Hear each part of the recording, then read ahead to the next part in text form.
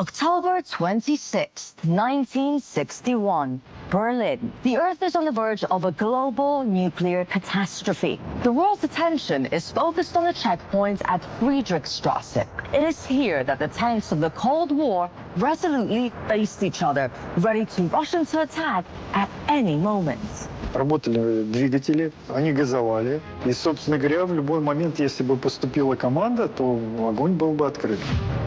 The wall was built because the US, Britain, and Germany refused to transfer the western part of Berlin to the East Germans.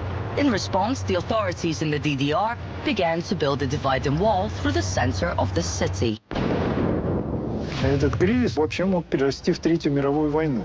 И, в общем-то, стоял вопрос о применении ядерного оружия даже. At this time, the United States had the largest nuclear arsenal in the world. The USSR had a few atomic bombs, but their power terrified the enemy. Just 3 days after the tank confrontation at Checkpoint Charlie, the Soviet Union would test the Tsar bomb. Взрыв сопровождался световой вспышкой необычной силы. Вспышка и последующие свечения были видны в радиусе до 1000 километров.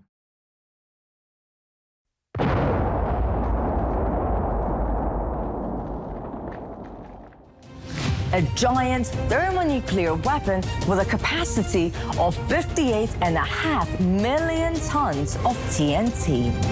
The shockwave from the explosion circled the globe 3 times. The mushroom cloud reached a height of 67 kilometers. Such a powerful weapon had never been seen before. I'm Marina Kostrova, and today I'm going to take a look at the evolution of Cold War-era tanks, as well as some unique equipment and machines that were produced by the tens of thousands.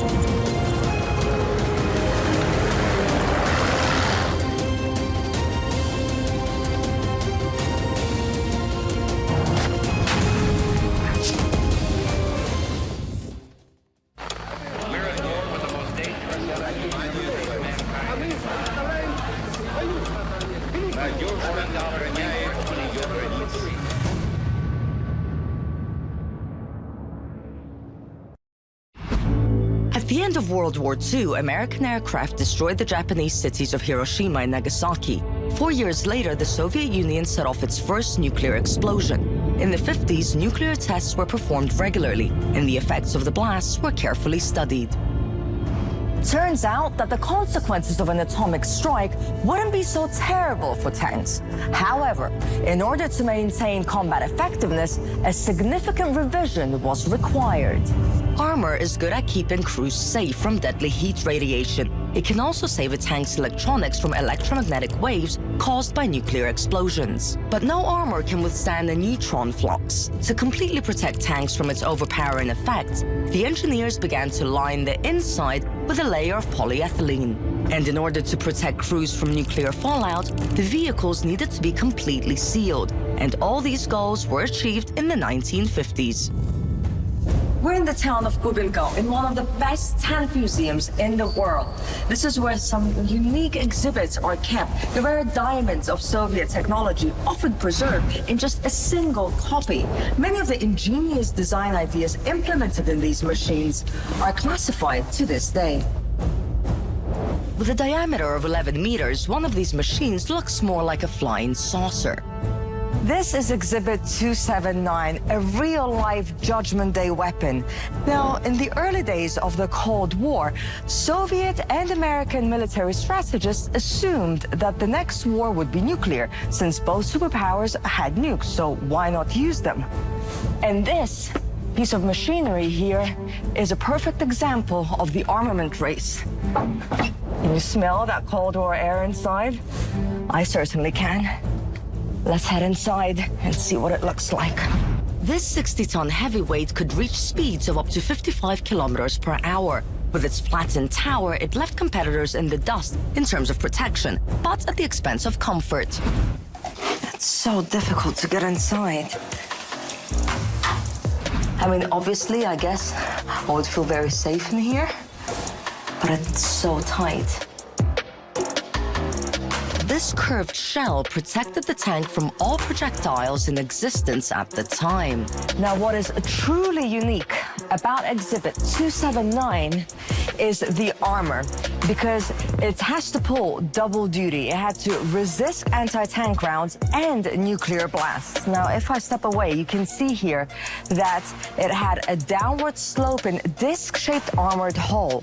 Now, the armor was of variable sizes. At its maximum, the thickness reached over 260 millimeters. That's over 10.5 inches thick.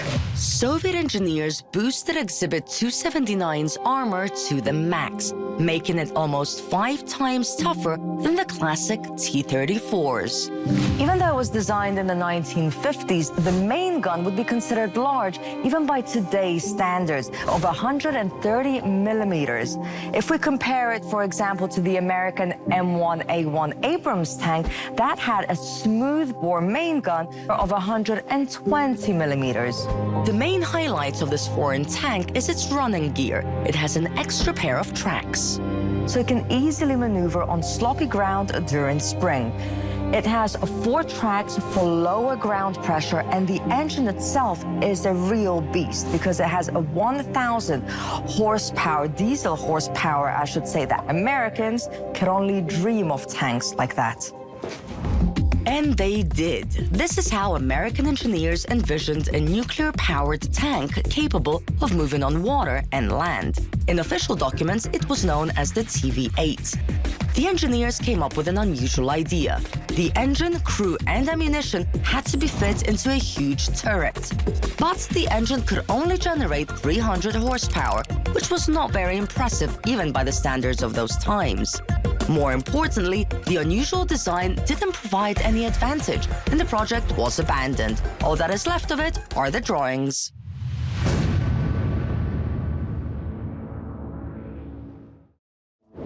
Following World War II, the US relied heavily on aviation. American engineers didn't pay as much attention to developing tanks. The mainstay of their armored line was the M4 Sherman and M24 Chaffee tanks. But the Soviet IS-3, which appeared right after World War II, was head and shoulders above them. IS-3, or Joseph Stalin III, nicknamed Pike due to the shape of its front armor, which resembles a pike's nose. Engine 520 horsepower, weight 49 tons. Crew 4 people, front armor 110 millimeters, and cannon 122 millimeters. Even the legendary T-34 with a new 85mm gun was way out of the Shermans and Chaffee's league. There's a lot of different weapons that can destroy a Sherman. The armor wasn't particularly strong. It does have some slope to it, but not near as much as a T-34 or Panther in terms of the frontal armor protection. They were very vulnerable to enemy tanks, especially Panthers and Tigers, and they were also very vulnerable to man-fired weapons like the Panzer Schreck or the Panzer Faust that at close range could penetrate the hull of a Sherman. Armor doctrine at that time did not really pit a Sherman tank against enemy tanks. That was not our doctrine. The doctrine for armor, for U.S. armor at that time, was support of infantry. This was going with the infantry at infantry speeds, making sure it could protect them. The war demonstrated how untenable this doctrine was, and in 1945, a new tank, the M26 Pershing, was already introduced in the United States. M26 Pershing. Engine 500 horsepower. Combat weight 43 tons. Crew 5 people. Upper hull armor 102 millimeters. Cannon 90mm gun. The Pershing was a big departure for U.S. tank doctrine. This was the first heavy tank we really had in the field. And this became a model for tanks going into the Cold War. Pretty soon, there was a reason to put this machinery to the test. The war between the northern and southern parts of Korea, separated by the 38th parallel, began in 1950. The Soviet Union and China supported the Communist North, while the United States backed the South under the auspices of the UN. The war nearly went nuclear. By order of U.S. President Harry Truman, 9 nuclear bombs were delivered to the base on the island of Okinawa. That would have sufficed to wipe all of North Korea's big cities from the face of the earth. A nuclear attack was to be used as a last resort if the South was ultimately defeated. And while the Americans were preparing another Hiroshima, tanks were bearing the brunt of the fighting.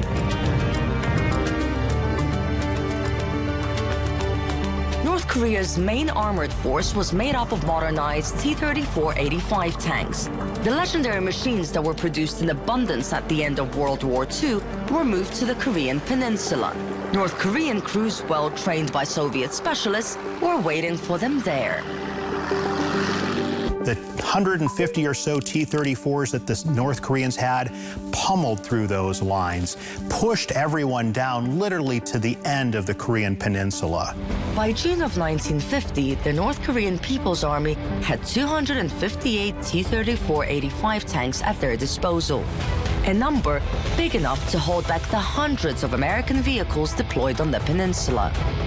The easiest tanks to move in, the M24 Chaffee because it's light, the M4 Sherman, and then the M26 Pershing. These were vehicles that were in Japan at that time as part of the occupation of Japan.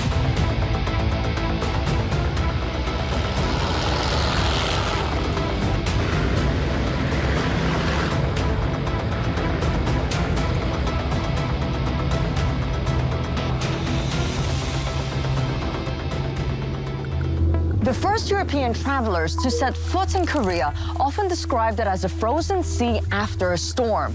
The Korean peninsula is covered with mountain ranges, occupying 2/3 of its territory.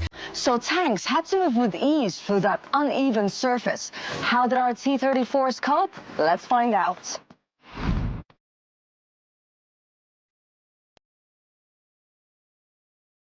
I'm on the T-34 and we are getting ready to take it for a spin and see what it feels like to be inside this tank. We'll also test the uneven surface that we were talking about, and we'll even get to shoot. So, are we ready?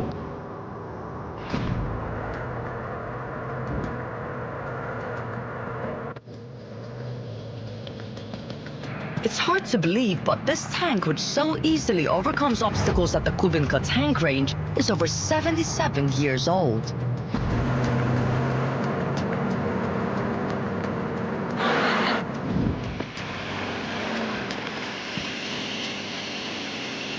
I have the driver mechanic on my left. Behind him is the guy who paints, and behind me is the guy who actually shoots.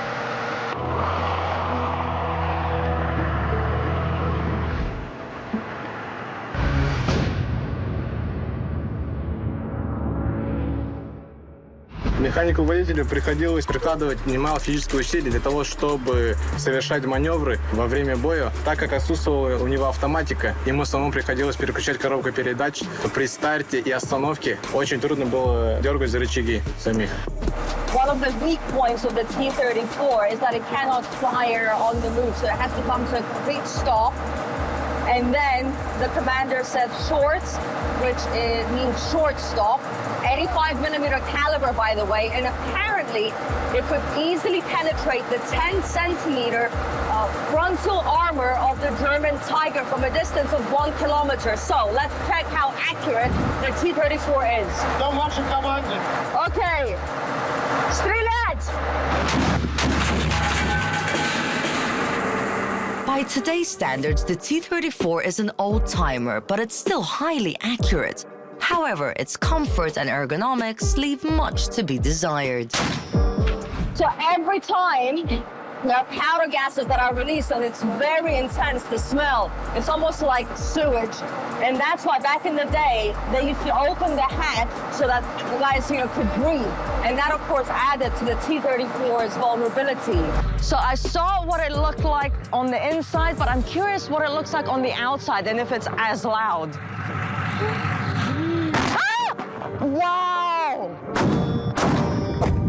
I have to say, it's more impressive on the outside. I didn't expect to say that. It's much louder. Maybe it was because I was wearing the helmet, but you can even feel the vibration afterwards. Very, very cool. У нас за счет худшей оптики второй снаряд всегда бил в цель. Первый мог попасть, мог не попасть. Второй 100%. The Shermans and Chaffees, which were once the core tanks in America's armored forces, were rendered almost useless against T-34s in Korea.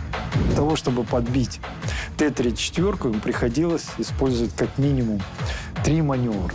Американский боевой расчет, вот на Шермана пишет, мы, говорит, из засады били по гусенице. Он говорит, танк останавливался. После этого второй снаряд бил под башню. Башню заклинило.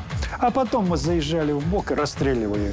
Понимаете? То есть это о чем говорит? О полном превосходстве Т-34 над Шерманом. The 34 finally met a worthy opponent on August 17, 1950.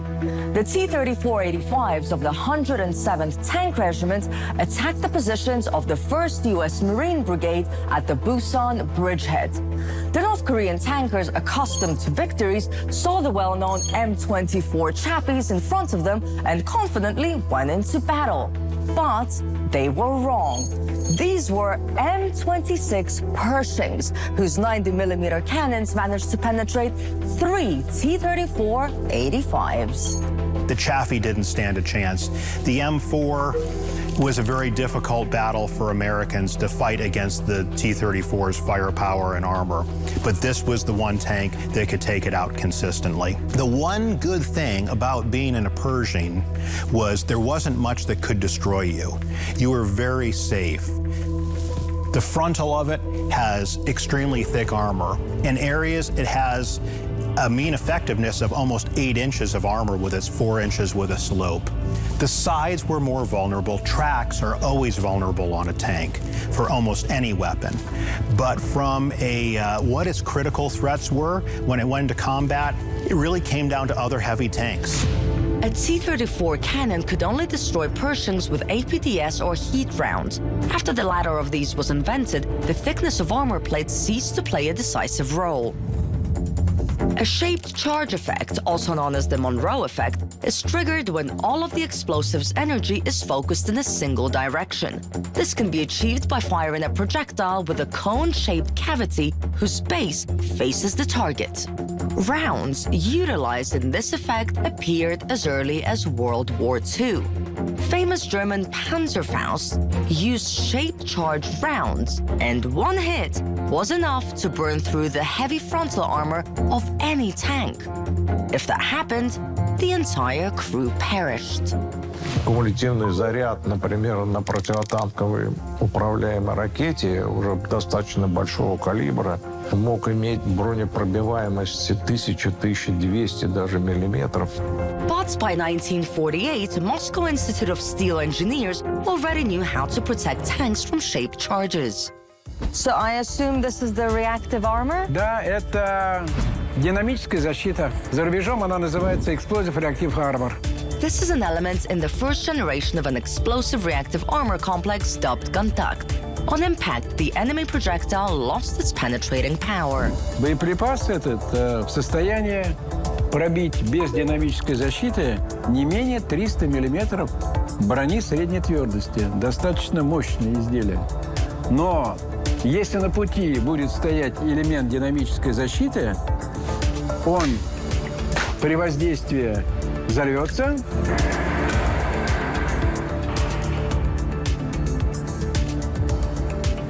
Will this unassuming element save a tank? Let's find out.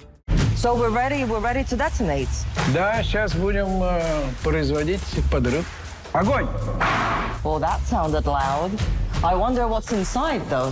What happened? Сейчас посмотрим. And we can go right away.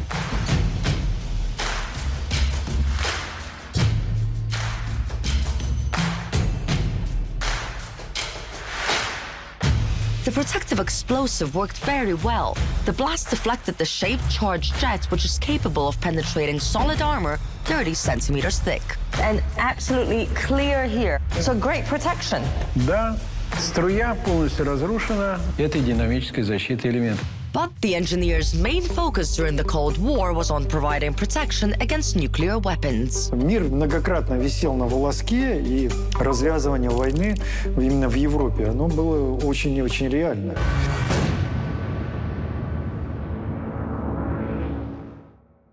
In 1958, the USSR brought the T-55 tank into service, the first in the world to be equipped with a special anti-nuclear protection system.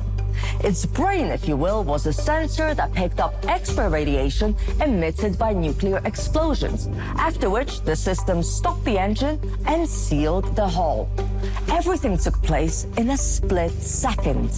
T-55, the world's first tank capable of conducting combat operations in a nuclear war. Engine 580 horsepower, combat weight 36 tons, crew 4 people, front armor 100 millimeters, and cannon 100 millimeters.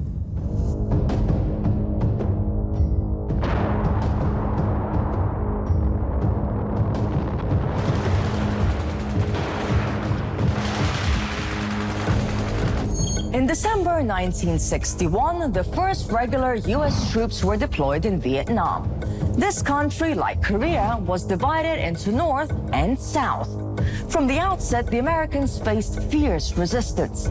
The partisans were not afraid of America's armored vehicles, in part because the Soviet Union had provided Ho Chi Minh's supporters with a large consignment of anti-tank weapons, including handheld anti-tank grenade launchers, or RPGs.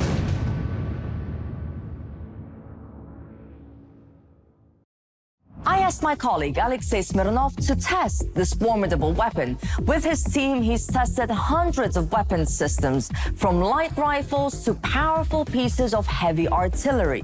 Could these weapons have decided the outcome of the Vietnam War? What's the main secret behind rocket-propelled grenades? Alexei, why do you personally like RPGs so much? РПГ-7 – мое любимое оружие. Почему? Да потому что, когда этот гранатомет в руках, тогда точно что-то бахнет. Да еще как. Ну вот, предохранитель. Взводим. И будем фигарить. Чуть ниже нужно взять. Поехали, господа. У-ху! Выстрел!